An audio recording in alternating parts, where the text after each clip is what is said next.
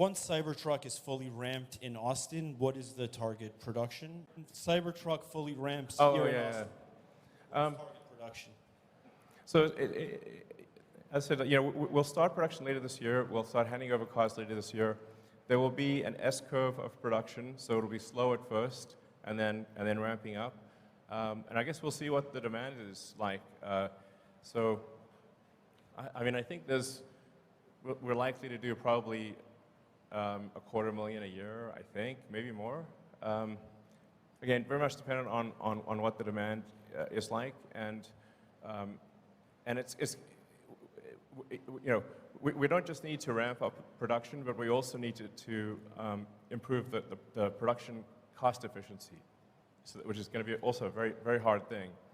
So, but I'd say it's, 250,000 a year is a reasonable guess.